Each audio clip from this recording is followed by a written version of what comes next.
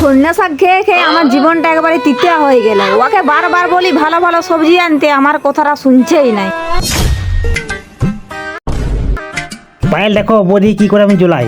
আজকে নতুন শাড়ি কিনেছি, বড়কি এমনিতেই জ্বলবে, ওকে আমি আরো জ্বলাবো। দেখো পায়েল, এটা কালী পুজোর সময় পড়বে, এটা ফোটার সময় পড়বে। আর জুনগুলো আছে সেগুলো ভাইকে আর মাকে দিয়ে দিবে। হ্যাঁ ঠিক আছে। তোমার দাদার বইয়ের তো একটা শাড়িও জুটে নেবো, কি বাপের ঘর যাবে ঘুরতে, একটা ভিখারি। খবরদার, দুজন মিলে আমাকে শাড়ির খোটা দিবে না। আমার কি শাড়ি নাই? বৌদি তো শাড়ি নেই, ও তো ভিখারি। তোমার গত বছর একটা শাড়ি দিয়েছে না, সেটা দিয়ে দিও। হ্যাঁ ঠিক বলেছ। হ্যাঁ, তোমার এত বড় সাহস, তোমার পুরোনো শাড়িগুলোকে আমাকে পরতে বলছো? আমি কি গরিব? আমি কি ভিখারি? আমার কি একটাও শাড়ি নাই? আমি এখনই এক গাদা শাড়ি কিনে আনছি।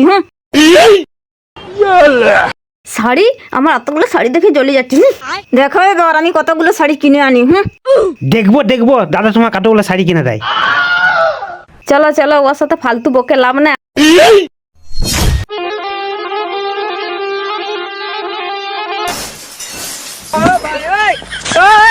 হাইলো, পড়ি গেছিল, মল্লেলো মল্লেলো মল্লেলো। উঠো উঠো উঠো। নাও এগুলো ধরো। আবার তুমি লাউগুলো এলিয়ে আইছো? তুমি জানো এগুলো লাউ চিংড়ি হবে। কি ছোটকি কালকে বাপের ঘরে যে খাসির মাংস খাবে আর আমি এখানে লাউ চিংড়ি খাবো? আমাকে যদি কালকে শাড়ি কিনে না দাও না, তাহলে মজাটা বুঝতে পারবে। 5 বছর আগলে তোমাকে 5,000 টাকা শাড়ি কিনে দিয়েছি, এখন আর আমার পয়সা পাতি নেই, আমাকে এ নাও লাউ চিংড়ি করে খাওয়াও। শুনো দাদা, বড়কিকে এই পুরোনো শাড়িটা নিতে বললাম তো নিল না। কই দেখি। এ বাবা, এ তো পুরো ঝকমকো শাড়ি, একে পরলে না তোমাকে পুরো সিধেবি লাগবে।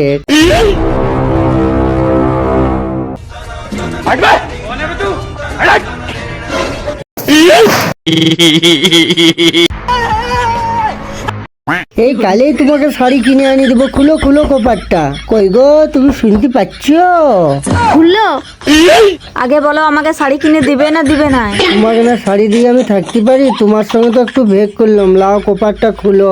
চলো দুবাইয়ে যাবো দুলোক মেলে সাইকেলে করে শাড়ি কিনতে।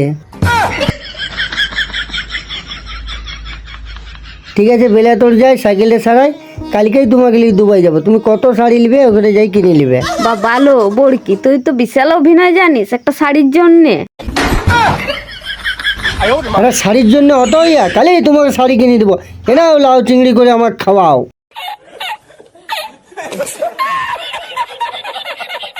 এবার আমি সাধু বাবা হব।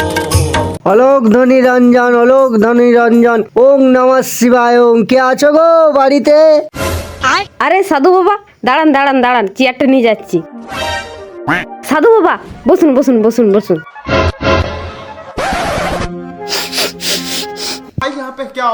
कुछ तो गड़बड़ है। বাবা অমনি কেন করছেন? কি হয়েছে কি হয়েছে বাবা, কি হয়েছে? তোর তো ভাগ্য খুলে গেল রে মা। কেন বাবা কেন? তোদের এই উঠানে মাটির নিচে 10 ফুট তলে প্রচুর সোনা গয়না টাকা পয়সা পুতো আছে রে মা। আমি আজই জিসিবি লাগিয়ে সব সোনাদানা বার করাচ্ছি বাবা। বসুন বসুন বসুন বসুন সাধু বাবা, আমি এখনই জলখাবার নিয়ে আসছি। যা বর্ষ, তোর বাড়িতে যাই জুটে তাই লিয়ে আয় যা। তুই তো কোটিপতি হয়ে গেলি রে মা। তুই আমাকে 10,001 টাকা বকশিস দে, আমি বাবা তারকনাথের নামে পূজা দেবো। আমি আজই আপনার টাকা দিয়ে দেবো বাবা। দাঁড়ান, আগে মাটির তল থেকে সোনা গয়নাগুলো বার করিনি।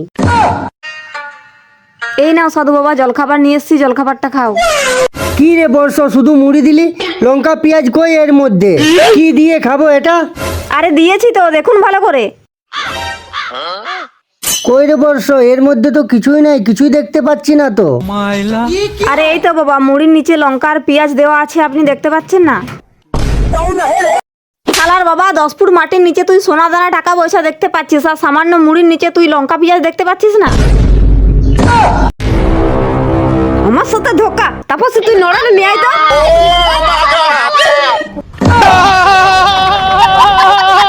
কোন দিকে গেল লো, কোন দিকে গেল লো? সাধুটো তুই ধরে রাখতে লাগলি, দাঁতগুলো নড়াই করে ভাঙতাম। পালাই গেল লো।